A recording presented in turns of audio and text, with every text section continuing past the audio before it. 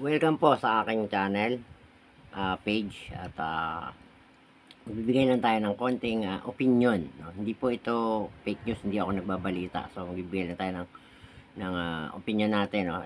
This is freedom of expression, ika nga, no? So pag-usapan po natin yung sinabi ni Senator Bongo at ni Senator Robin Padilla. So sa interview, narinig ko sa radyo, ang sabi ni Senator Bongo ay napilayan po ang PDP dahil sa pagka-aresto kay PRRD. No? Kung maalala natin, inaresto si PRRD nung 11 itong buwan ng Marso. So, nung in-interview naman din si Senator Robin, kaya siya nagpunta daw kaya sa Netherlands, para tanangin kung ano na gagawin ng PDP. Dahil nga naman, sabi niya, si PRRD ang humahakot ng crowd. Gusto ko lang po sabihin sa dalawang senator natin, honorable senator, na wala po kayong dapat ipag-alala kung wala man po si PRRD dyan. Dahil po yung pagkaka-aresto po ni PRRD ay kumuha ng napakalaking simpatya ng mga naniniwala at nagmamahal kay PRRD, dating Pangulong Duterte. Wala po yung dapat ipag-alala na walang crowd lang inyong mga meeting di abase o mga pupunta nyo sa mga bayan-bayan. So, nasa inyo na po ang simpatya.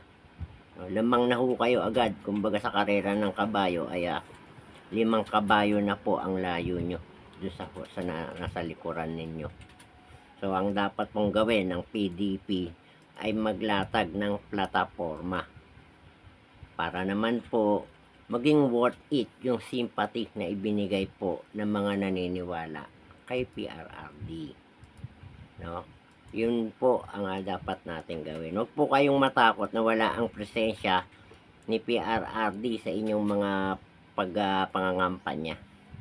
Isipin nyo na lang po ay nasa puso na ng mga taong naniniwala kay PRRD ang pangalang Duterte. No?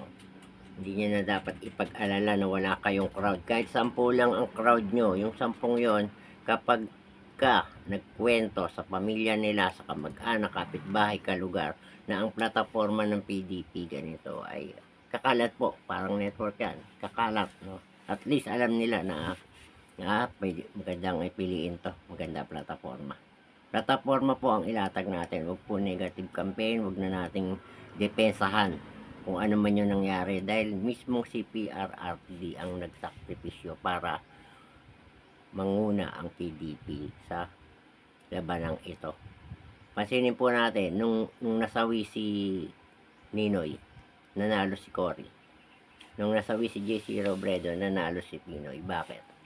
Dahil po sa simpatya. Nakakuha na po kayo ng simpatya, malaki na ho ang lamang ng PDP, ng line-up nyo. So ngayon, marami na rin sumusuporta kay PRRD at nag-aalala na rin yung ibang re-electionist na pumirma sa impeachment ni BP Sara, no? Opinion ko lang to, hindi, walang balita na gano'n na nag-aalala sila. Maaaring nag-aalala sila, no? Pagkakamali kasi nila, dapat pagkatapos na ng eleksyon sila bumida Ang nangyari, bumida sila ngayon, akala nila maraming galit sa kay BP. Dinugtungan pa ng pagkaka-aresto. Then nalaman tuloy nila na hindi galit ang tao sa mga Duterte. Sila lang po ang galit. Ngayon ang mga dilawan at ang pulahan parang nagko-combine. No? Nakakuha na po tayo ng simpatya. No? Idagdag mo pa yung membro ng ni Pastor Kibuloy at INC. Kanila na yung Catholic. Tatlong pangkatong nakasimpatya sa ating dating Pangulo, no? Ang member ni Kibuloy at ang member po ng INC plus ang DDS, no? Na mga Catholic din. Wala na po yung dapat ipag-alala. Ilatag nyo lang yung plataforma, hindi ho puro patawa lang ang gagawin nyo rin sa stage, no?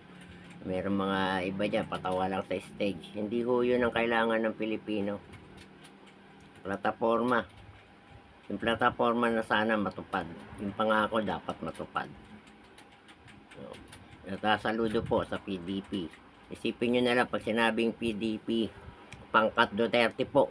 Yun po, ibig sabihin, PDP. Pangkat Duterte po. So, binigyan ko sila ng pangalan ng PDP. Iba, hindi alam ibig sabihin ng PDP. Bigyan natin ng kahulugan yung PDP. Pangkat Duterte po. Gamitin po natin yan, no? At mga kababayan, huwag po tayong gagawa ng hakbang, no? Huwag kayong mag-rally, hindi ho makakatulong. O mag-aklas sa gobyerno, hindi ho yan makakatulong. Pababagsakin lang niya ekonomiya natin. Sa bawat araw na nagwewelga kayo, bumabagsak ang ekonomiya. Ilabas po ninyo sa loob ninyo, sa dulo ng marker sa Mayo 12. Yun lamang po at maraming salamat. Salamat. Pakipalo po ang aking TikTok, YouTube at DDS page at ang Boss Choyang sa Facebook. Maraming salamat po ulit. God bless us all.